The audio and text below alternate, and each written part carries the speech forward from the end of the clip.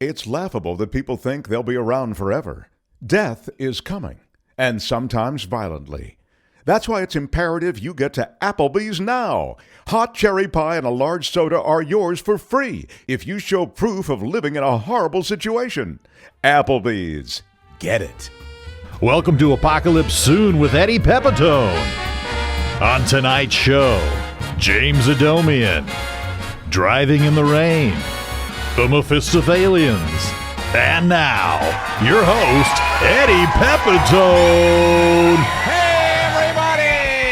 It's Eddie Pepitone, and we are a crumbling empire, everybody. It is coming down even faster than I thought. Whoa. And I am so happy to be here today. I'm happy to be anywhere because, as I just said, not only are the bees disappearing, not only are our friends disappearing all over the nation, all over the world, everything's disappearing, and we are left to deal with this shit ourselves, and I'm so happy I have my band, the Mephistophelians, here. Yeah, Bobby and the Mephistophelians. How are you, Bob? Doing pretty good, baby. How you doing today? Bobby, you know what? The worst things get, like I have headaches, I have backaches. All I have is my little ibuprofen, and there's one little antidepressant in there, too. Hey, by the way, can I say thank you to the people at Monsanto for making all this stuff? I don't know what they call themselves. I don't know if I think they're called Bayer. These big corporations, they change their names to avoid culpability. But how's the wife, Bobby? The wife's not doing great, I'll be honest. Oh, well, nobody is, really. She dislocated a hip last week. We had a wild weekend in Tahoe. Oh my God. Oh my God. So it was dislocated in a good cause. It really was. She says, it hurts. It hurts, but it's worth it for the pleasure. You know what I mean, Bobby? Absolutely. And that is a great metaphor, folks, with Bobby, our band leader. And Bobby, you're still stridently anti-vax, yeah? Oh, that sham? That old story? Can't get you off of that, huh? Oh, sure. The government tells the truth. Of course, Eddie. We know that. The vax is probably fine. That is true. And that fucks me up because I do believe in the vaccine, even though I've got, tremendous twitches. I have twitches from the vaccine, every time. And I get vaxxed, as you know, every day because I know someone in Rite Aid. I get vaxxed every day. It's all about who you know. It's all about who you know. You know that, Bobby. I don't know who you know in Tahoe. Tahoe. That's what they should call it, huh? Instead of Tahoe, Tahoe. It's like a Yahoo, Yeah, it's exciting. Biggest little city. Sorry about your wife's hip. Are you putting her to sleep, or is she just gonna get some surgery, or you know what? When she falls, she gets into a deep sleep, I'm just gonna grab her by the ankle and just pull and pop. You know what I mean? Pull and pop. She ain't going nowhere. She loves me. The old pull and pop, folks. And you know why Bobby is doing the pull and pop is because, like so many millions of Americans, Bobby does not have health care. We don't have money for Medicare for all, even though we have, I think it's something like $600 billion a year for the military. We have that money, but we don't have money to help our, citizens with health care. So the pull and pop is when your wife or husband falls asleep and you pull the leg and hopefully the hip will jolt back into place, yeah? The old pull and pop, baby. It works. My mom used to take care of me. She'd give me old pull and pop, and now I'm passing it on to my old lady. Yeah, and you seem fine. You do have a very severe limp, but you get around. I get around. I always say cartilage, who needs it? You know what I mean? I don't need no cartilage to play my horn. You know what I'm saying, Eddie? No, you don't, Bobby. And now I want to welcome our producer, Kevin Tingdon. Hey. Kevin, what's happening, baby? Hey, just living the dream, wearing my red leather jacket today, feeling fine. I love it, man. So here we are. The war is dastardly. Russia now, they've gone all in. They're just they're they have bombing. They're bombing now. They're bombing civilians. It's a horrible thing, yet there are good shows coming out on Hulu. Great shows out there, great distractions. Have you seen Severance? From the mind of Ben Stiller. I'm waiting for a good when I can really set aside the time to get my full Severance experience. Yeah. How do you, that is a thing, how do we watch all this stuff? I mean, because I've always claimed that television with all these new channels has gotten better as the empire collapses. Yeah. I think the distractions have gotten, more and more, right? Yeah, I think so. I mean, it's great fodder for good television, and the pressure's on. You know what I mean? We got to keep people distracted. We got to keep people distracted and entertained and all of that good stuff. And let's see, what else? What else do we have to report? So you're doing okay? You're doing okay? I'm doing all right. Speaking of like good entertainment, I keep getting stuck in Hulu or Netflix late at night. I'm supposed to. I like to slough and you off have my kids, responsibilities. So you have to get up early. I got to get up early, 8 o'clock, to take the kids to school. So what I'll do is I'll usually go to, I'll stay up and I've got stuff to do, but I'll slough it off and I'll get just high as shit and stay up till 4 in the morning, 5 in the morning, sneak into bed. My wife goes, I go, oh, did you wake up too? I had to pee real quick. And Right. Well, look. What you just described, staying up late on Hulu, Netflix, and getting high as fuck, yet you still have to get up in the morning. That's America. Amen. Okay, that's America. We get high as fuck. We get distracted as hell. We are not going to be responsible for our own behavior, even if we have children. Now, I'm a little ahead of the curve. I never had children.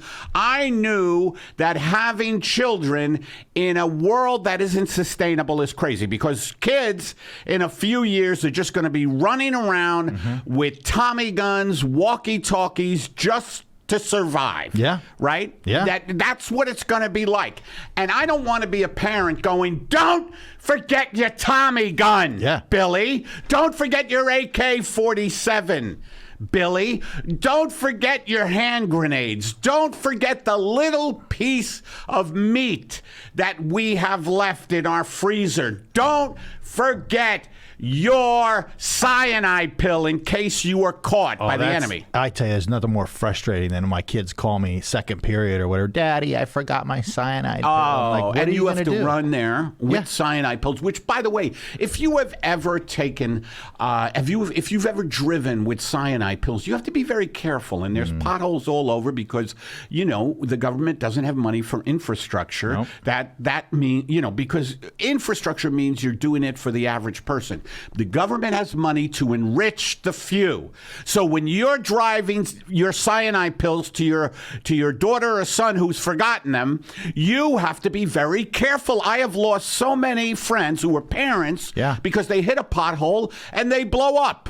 Yeah, those are the different cyanide pills with the maybe gunpowder. I'm confusing them with you know what?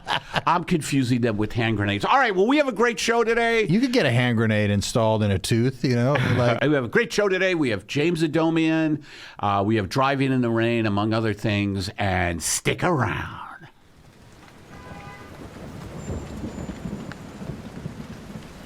And now, Driving in the Rain with Eddie Pepitone.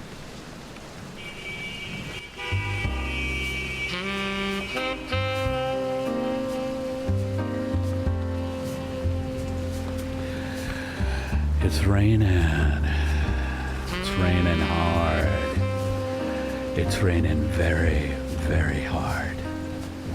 Hard. Come down, rain. Come to Papa. I love when it rains and I'm smoking.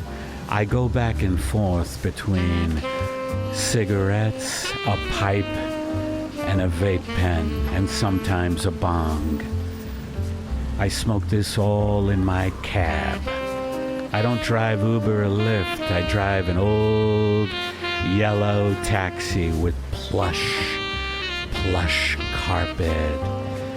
Pictures of nude men and women in my car. Oh, yeah. I have something for everybody in my car. I like pulling over, sitting in front of a donut shop. I like sitting in front of a donut shop in the rain going, I know I shouldn't get a donut, but I love the jelly. Well, you know you want that donut. I love the jelly. The jelly, the soft, smooth, viscous jelly that comforts me as the empire crumbles, as the ecosystem collapses. What's better than a jelly donut while I watch the war in the Ukraine on my phone? I pull into the drive-thru of Mr. Donut, and Mr. Donut's not looking good, folks. Mr. Donut looks like he was robbed recently. Hard times. Mr. Donut looks like somebody hit him across the side of the head with the Gutenberg Bible. I'm talking about the first book ever printed. A heavy book. A very heavy book. Mr. Donut barely can say over the intercom, "What's your order?" And I say, "Give me 2 jelly, Mr. D." And he collapses. Mr. Donut collapses and can't give me my donuts because he's collapsing like our empire. He's collapsing like the ecosystem. He's collapsing like all the communities across the United States are collapsing. And I drive away to another donut shop. And I get a beautiful Bavarian cream. And I say thank you to the lady who gives me the Bavarian cream. And she looks at me in a come hither manner. And I look at her. And we know what we both want, but we can't have it. As I drive away into the rain. See you next time on Driving in the Rain. This has been Driving in the Rain with Eddie Pepitone.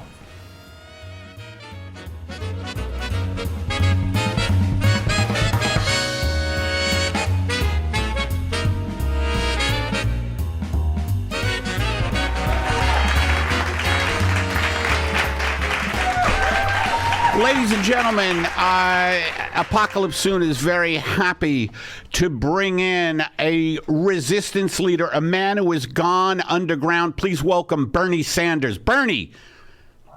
Thank you, Eddie. I appreciate the offer to come on the program. I'm glad that you got the underground ISD in line.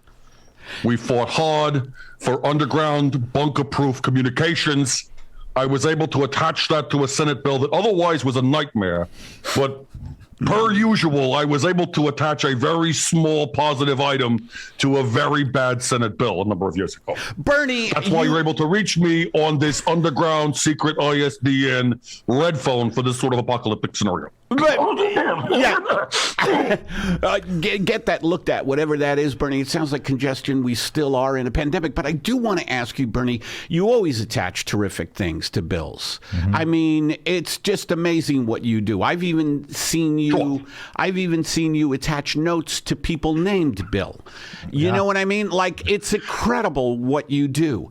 And you would be surprised. You would be surprised. There was once an authorization for war vote, and I was very much against it. And at the very last minute, they were running it out the door, sending it over to the House of Representatives, and I physically ran after the bill out the door, and I jumped on the back of the truck and I slapped something on it and said, "At least let's pay for health care for our seniors." Thank you for that. And I remember that. That went viral, that video, you running and your hair just wisping in the wind and you slapping the bill on. And I filibustered myself. Myself because I disagreed with my own bill on a minor technicality. Your filibuster, you had the greatest filibuster, I think, in the Senate ever. And I want to thank you for that. I forget what you were filibustering about. At some point, it doesn't matter anymore because it's just watching you filibuster. You know what I say, Eddie? You know what I say? With all due respect, what I say, if you can remember the mid 2000s, then you probably weren't there, or you were filibustering on the Senate floor like I was. And when I look back, it is a haze, the psychedelic haze of numbers and percentages. Yeah. Bernie, I want to say this. Now, It was the Federal Reserve. I was filibustering the Federal Reserve to audit the Federal Reserve. If I'm correct. Yes. As I said, it doesn't matter at this point. We're all going down. We're going down in an eco-collapse, Bernie. There's a corporate... But some of us will continue to play their instruments as the ship sinks. And there are others of us who will continue to fight in vain, impossibly, for health care for those who are playing their instruments as the Titanic goes down. Yeah, that's the thing about having health care in an eco-collapse, right? When there's I believe it's something like, Kev, if you could help me with this, 1 million species have been extinct in the last decade. It's like 1,000. In the last, let me put that into how I would say it. In the last 10 fiscal years, in the last decade alone, over 1 billion species, that's a small bottle of probiotic yogurt organisms, but imagine them in different phyla and kingdom across the animal world. Yeah. 1 billion creatures have become extinct in the last 10 years alone. But that means on a rate of year on year, we are losing billions of creatures. Yes, and my, I'm a big advocate and a big follower of Terence McKenna. I don't know if you know Terence McKenna. He is a guy who advocated psychedelics and consciousness, like we're all part of one. And I know you've done some psychedelics, yeah? Well, let's put it this way. I went to college in Chicago. I'm from Brooklyn. You're from Brooklyn, Yeah. Then I landed on the ski slopes of Vermont sometime in my early middle ages, which is as young as I go. If you go far back in history, you can find me at a young middle I can't age. imagine you as a toddler. I see you in the garment district early on, but go ahead. There was a time when I actually shared a bus stop bench with Terence McKenna. Wow. He was coming through Vermont. I was coming back to Vermont. He was leaving. He was coming. Yes. We spent some time at a Brattleboro bus stop. I love that name. We sat there and we were going different directions. I was saying, well, I think it's time. It's the early 1980s. I think it's time that we try the electoral route rather than violent Bolshevik revolution. And I think I'm going to run for mayor of Burlington and maybe join in solidarity with electoral working class politics like Jesse Jackson and so forth, the Rainbow Coalition. And he was in a direct going, I hear you, I'm coming from that, but I'm going more in the direction of Yellow Submarine, of tiny DMT elves that come out. And communicate with you when you have done a certain amount of DMT, dimethyltryptamine. And I said, look, Terence, I have no problem with your plans for DMT elves as long as we register them to vote and they are able to have free education at state-run schools when they reveal themselves to human beings. Yes. And, I just want to say that a lot of people criticize you when you were kneecapped by your party, the Democratic Party. Hillary kneecapped you, then Biden kneecapped you, and you never started your own third party. So I just want to say that you going underground finally, I'm just glad you grew a set of balls. And what does the underground movement entail? Well, look, stranger to old age yourself, Eddie. I got the balls. They're just so far down there low hanging. I gotta hoist them up when I'm gonna use them. Oh yeah. I have them held up by a small person. Look. And when I say look, what I mean is I'm about to railroad the conversation for the next 30 seconds. Please do. Look, you can always trust Bernie Sanders to show up doing the right thing a little bit after it's too late. That applies to any Armenian issues, the Armenian genocide. I'm never going to tweet about it when they're under attack, getting killed.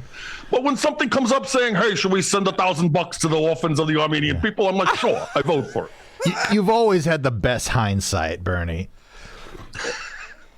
So that's my hindsight is 120/85. It is, yeah, crystal clear. So you started this underground movement. Now, what is that like? Is there a lot of sex?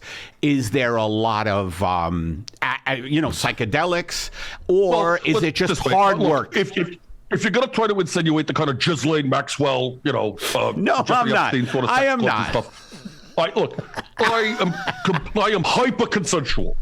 So yes, there is a sex. Yes, there is a sex club, but most of the people would rather put it off to the next day or the day after that.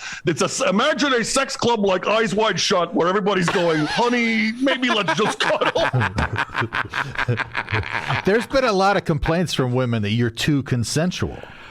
Oh my God! I'm gonna err in the direction of, look, nobody's gonna be able to say anything about me because they always do. Well, I don't know right now, Bernie. You've gone underground. Everything is collapsing. The species extinction, the oceans are rising, and that's the good news. There's nuclear weapons now possibly in play with the Russian invasion getting worse and worse.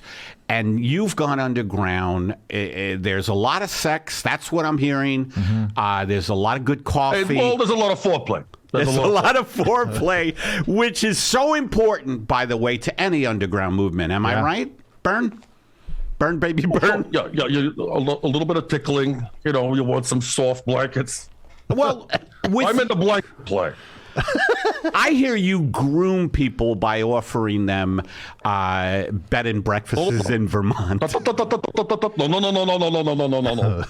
I beg my wife to once in a while scratch a spot on my back that I can't reach. That's the only kind of grooming I'm into. So, Bernie, again, you seem to be avoiding the only this. interaction I have with the U.S. Virgin Islands is to vocally and vociferously voice again my opinion that they should be independent of United States imperialism if they so choose to vote that way. That's right. Along with Puerto Rico and every other state in this country that was violently taken from its indigenous people, which, if you think about it logically, could make the whole thing just disappear like a magic spell, and the carpet just kind of eats itself and poof, there goes America. Yeah. Because it was all stolen, Eddie. It was all stolen. Yeah. So you're underground now, Bernie. Talk about what you're trying to achieve with this underground movement. Talk about, will there be violence? Will there be weapons?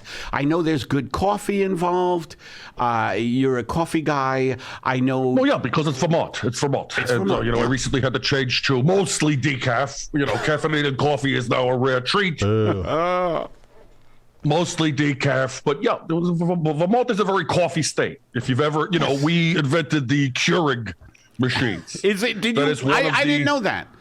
That is one of the public-private enterprises that I'm very proud of from the state of Vermont, the Keurig system. And I think that I'm against a rigged system, but I am in favor of the Keurig system. That's right. That's beautifully put. And I use the Keurig system to inject the vaccine into my arm. I have just a homemade vaccine that I put in pods, and I get my arm underneath the Keurig. Anyway, that's neither hither nor thither. By the way, hither and thither, great vaudeville team. But I want to just get a picture of what this. I saw Hither and Thither live. Maybe we saw the same show back in Brooklyn. Yes, it was in Brooklyn. One of the Orpheum theaters. Yes, Laurel and Hardy opened. And they did a whole bit about they couldn't hear each other, so the other one would come to the other side of the stage. But by that point, the other one had already gone to the other side of the stage of the original guy. Classic which farce. I took to be a metaphor for the American political process and the polarization of the two sides being unable to come together. I wasn't that advanced back then. I just saw it as a flea in the ear type of farce. By the way, the French do farce better than anybody else. Just ask Emmanuel Macron. And look, the yellow vest. Listen, Bob. You don't have to educate me on French francophone farcical entertainments. I was the mayor of Burlington, Vermont. I've been the senator of Vermont for the past 12,000 years. Since there were woolly mammoths and large camels roaming around North America, I've been the senator from Vermont. We are 2 hours from Montreal. I have been to JFL in disguise many times. And I've seen the large paper mache guys walking around, the green guy that's pointing going, ha, ha, ha, ha, ha, ha, ha. I understand les Starbucks. I understand the struggle of je ne regrette rien ATMs. I didn't mean to challenge. I don't think it's the American way to do things, but I understand that it's out there. The French take any kind of entertainment that the Americans do, and they replace any comedy with large papier-mâché heads and slapping somebody who's on stage with you or on camera. Right. Well, I knew I brunched really with Depardieu. If you are a Gerard Depardieu fan, there was a period. Gerard Depardieu, if you will, but I'm Gerard Depardieu. Okay. Half of one, 6 dozen of the other. Another great vaudeville. Oh, I love that you look. Six for far too long. 6 of one has ruled the equation, whereas half a dozen of another has unfairly been shafted. Yes, and if we look at the GDP in real numbers, in real inflation-adjusted dollars, in the last 12 years, what has happened is that 6 of one is actually equal to 1/4 of 1/5 of 1 dozen of another. I don't think that's fair. You've always been the voice for the half dozen. Yeah, I've always been the voice for the statistics. Do you owe your incredible mathematical acumen to psychedelics? Yes, I've said this before. I was very influenced by during World War II.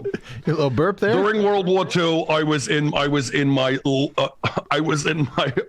early late 30s, during the Second World War. Nobody knows how old you are, by the way, which is brilliant. Go ahead. I was unfit for service, 4F, but I was very active in the March of Dimes, and I was very.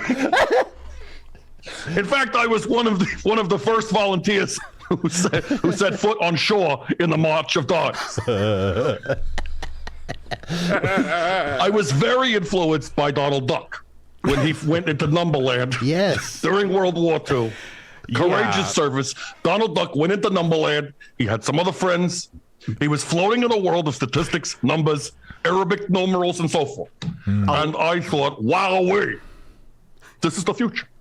And then it was only a year after that psilocybin mushrooms were synthesized into lysergic acid, and there was the famous Schweitzer bicycle ride, and the rest is history. That's right. Well, each future. Yes, and there was a period in your life, you may not want to talk about it that much, where you spent, I think it was a year, riding a tandem bike with, I forget which member of the Senate, but you were both high as kites, riding a tandem bike through the streets of D.C. Let's see how good our reach is. Abe Fortas, the New York senator from the 1960s. Wow, I don't know that one. Wow, you have such a great memory. What was the one? Daniel Patrick Moynihan. Oh, who tragically died when his bicycle wheel caught his bow tie and he was strangled to death. They kept that on the newspapers. That's how Daniel Patrick Moynihan died. Oh my God! Yes, I remember the bow tie getting caught in the spokes, and a nation wept. Now let me ask you again, because we really haven't gotten it. Bernie, where is the underground movement going? Well, if I told you where the underground movement was going, it wouldn't be an underground movement. All right, but let me say enough. this, and when I say that, what I mean is I'm going to say exactly what I wanted to say in the first place.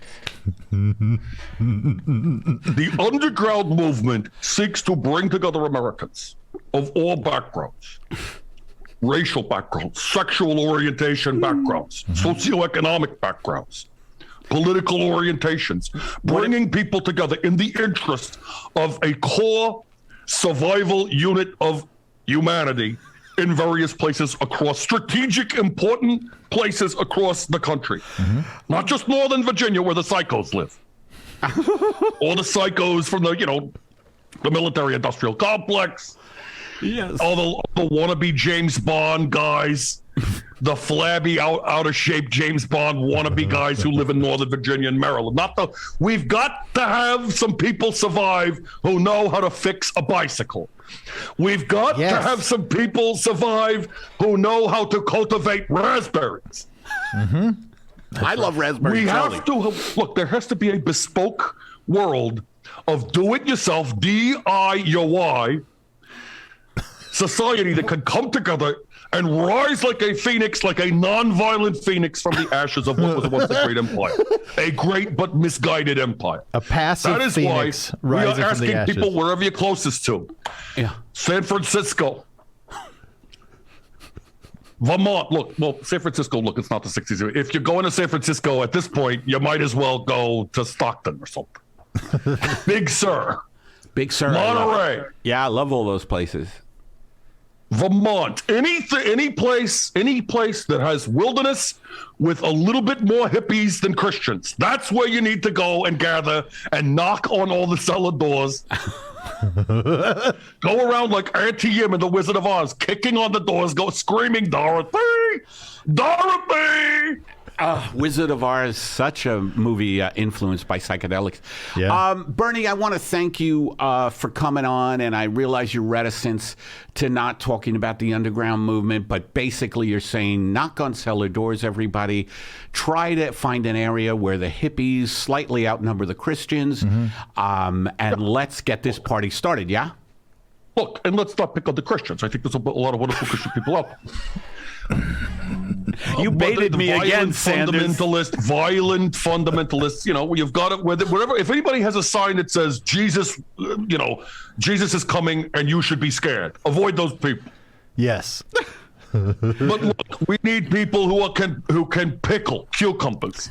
We need survivors who are not misogynists, who are not racists, who are interested in coming together and forming a better society than what we're leaving behind. Not recreating the same thing or simply rising from the ashes of a nuclear war to start another war, grasping at each other with radiated claws. Yes. We do not want to live out the famous poem Dinosauria We, if you're familiar. No, I'm not. I just want to say Charles that... Bukowski, Dinosauria We. The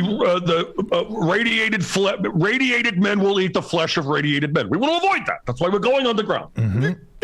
Quake the roads, bring some granola, things to eat, have vegan options. And I am vegan. And thank you so much for like buttoning it up with the Bukowski poem, which you usually do at the end of your end of your speeches. And also, Bernie, you are the type of guy who, after a nuclear war, you will tweet out, "This was an unnecessary thing." Yeah.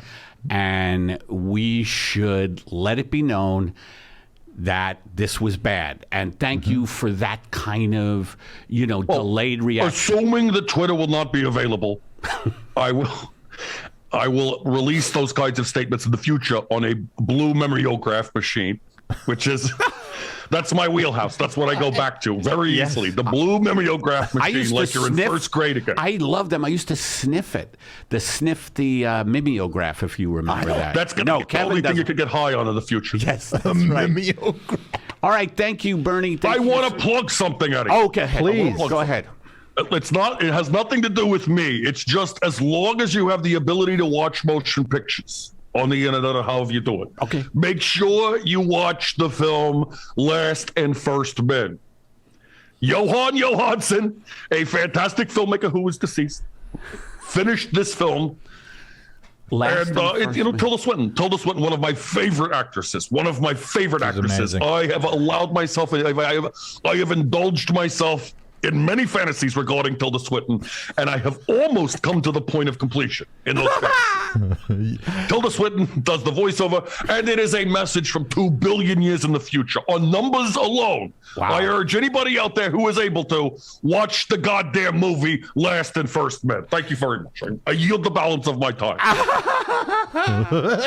Thank you. That was Bernie Sanders. That was the great James Adomian doing Bernie Sanders. James, is there anything you want to plug? I know you're in a fucking new animated movie. Oh. Well, no, it's the TV show. Oh, it's a TV show. Cat Burglar. Yes. Yeah, hi, it's me. It's Cat Burglar on Netflix, and That's It's cool. out and it's an interactive cartoon, and I play Rowdy Cat. It's really fun. Yeah, you were saying, I saw you post about it, that did you used to watch Rowdy Cat or something?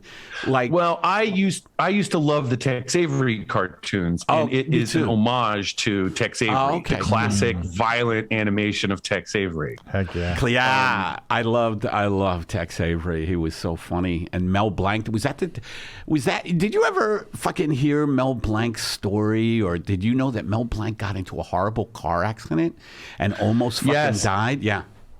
And they had to bring him back by talking. He was in a coma, and they talked to him in character and got him to come out of a coma by being Bugs Bunny. Is that true? Or are you making that up? You're making No, that that's up. true. That is true. true. I No. believe it.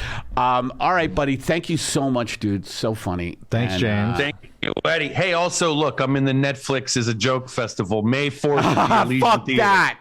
Let me tell you something about that. No, I know you. I wanted to bring it up just to needle you. Yeah, I don't know. I publicly go after Netflix for their shitty taste in specials. Yeah, until they book But you. I'm glad that you're in the Netflix is a Joke special that I'm not in L.A. It's not a special. It's I mean, just it's show. a festival. Yeah, it's a festival. And all right, James, thanks a lot, man. We'll talk Thank to you you, soon. Eddie. We'll talk to you Thanks. soon. Thanks, bud.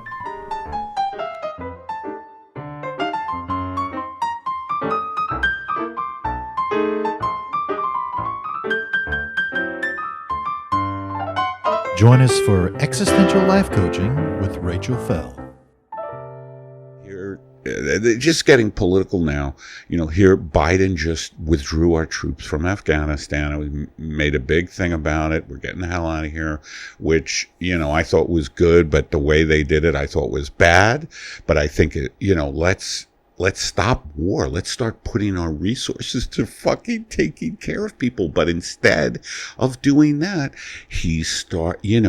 there's another conflict, and this shit, perpetual war, is something that late stage capitalism is all about. They're generating money on the fucking blood of men, women, and children. And, and a whole thing comes with that, this macho, militaristic fucking culture. I try to talk about this shit on stage on a Friday night in a comedy club, and people are just like, what the fuck? And not that I'm some great intellectual, it's just that I'm trying to talk about these issues, and I realized, no, I shouldn't. Well, I think as a comic, I'm just talking to myself though. I'm thinking as a comic, I can't force it down people's throats. It's got to be coded in humor. But what I wanted to talk about is, how do we take care of ourselves with these fucking powerful, destructive forces that are in control right now. They really do control, us to a certain extent. The money people, they're buying up houses, they're starting wars. How do we deal with that and keep healthy? Ooh. That's a hell of a question, Eddie. It's a hell of a question. I always think about how things being both top down and bottom up is like good. Like you and I talk a lot about like, okay, I understand things cognitively. Okay, now what? It's like, it's one thing to understand or to like explore in the mind, which is what we're doing now. We're talking, exploring, and then doing is and embodying something like, and then, it's like working with the emotions associated. So like everything you're talking about, there's a ton of grief and anger associated. Like, I don't think that is so true. You know what I mean? And emotions. So a little bit of a shameless plug. I got this model I use when working with clients, when working with leaders, when working with teams and stuff. And it's like a model of human experience. So we have this physical model of physical human experience, and we talk about the mind body thing, but there's also our emotional experience, and then our like spiritual or existential experience. Those two never get seats at the table ever. They're always muscled out, but they're all one thing. It's all one human experience. So I think we stay in the mind to keep ourselves safe from our emotions sometimes. And like, Absolutely. yeah. Processing the grief and the anger that comes with the fact that we live in a world that's so fucked up is very important. It's very important. Yes, and I think females do it better than males. I think, and not to make a division there, but I think men are more programmed to hide their feelings, to like stuff them, where, for instance, men can't cry on the street, but I've seen women cry on the street a lot in New York. In LA, they cry in their cars. We all cry in their cars. I remember driving. I had a breakup with someone, and I just pulled over and I started weeping. And I thought of a bit, hey, crying in our cars is a lost art form, everybody. We have to learn again how to cry in our cars. A lot of people. Yeah, that's one of my favorite people bits of yours is like, there's room to weep in this car. Yes. That's right. Am I getting that right? Yes. Yeah. Yes, but here's the thing I wanted to say, which I think is so fucking big, at least it really resonates with me, is processing my fucking emotions, or just becoming aware that I'm feeling anger or grief is such an incredible step toward, reprogramming myself. Because what I do normally, and I'm just getting to see this now, is I fucking push that anger and grief aside and go, okay, the Rangers are on, my hockey obsession, or let me go on Instagram or whatever. Like, I can't. Maybe, and this could be a button to this whole thing, maybe the desire for fame is a way to avoid our very painful feelings. I think most things that we do are a way to avoid our very painful feelings. Yeah, like it's like, hey, honey, I'm gonna make some bread tonight. I have a bread maker, and then your husband's like, come on, you have a lot of grief. It has nothing to do with bread. Just wallow in it. Just marinate. Feel it, let it go. Feel it, let it go. This is a conversation for another time, but this is absolutely related. And I think what's, you were talking about the Russia and, international sovereign nations, all that stuff, right? Holism. So for me, my life changed when I shifted my allegiance from dualism to holism. So like this or that, either or, to both and there's like a lot of acceptance and allowance in that, so at the individual level, holism is like, oh, I have emotions, that's information that could be useful, nobody really ever taught me how to work with those, guess I should learn how to do that instead of stuffing them away in some sort of like terrifying arc that I'm going to open and it's going to melt my face off.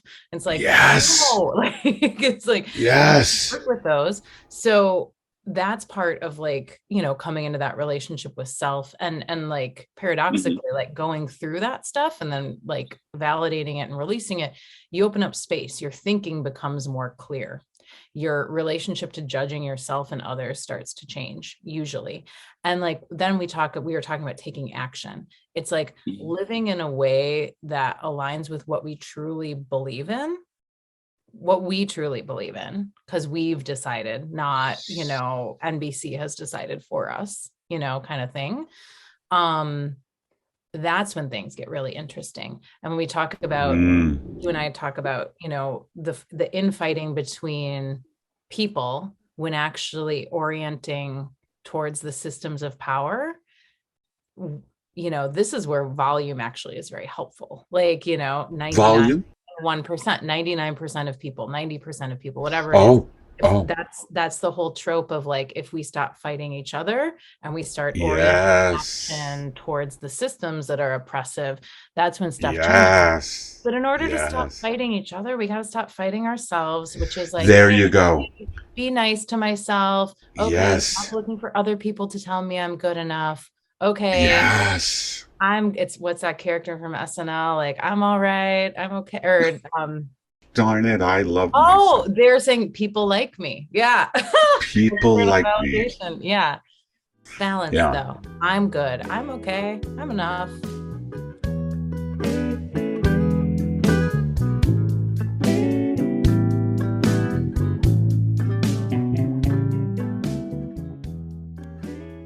One day only, the warehouse must be cleared. Breaded crabs and sautéed cod must go at Fish and Swim here in Industrial Maine. We are unable to keep this fish fresh, so drive on up and we load it onto your flatbed in a tub of butter. One day, Fish and Swim, we're here for you.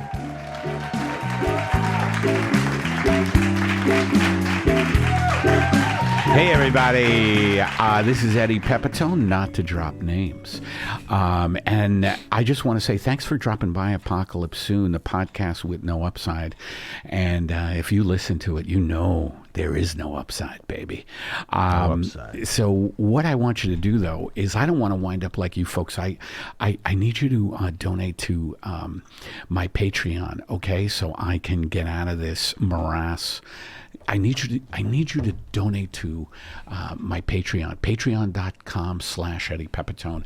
And when I say /Eddie Pepitone, I mean slash with like a razor. That's right. So patreon.com/Eddie Pepitone, please donate. The podcast is going good. We want to keep that momentum going, and your donations help it go. So, And with that donation, Eddie, what do you get?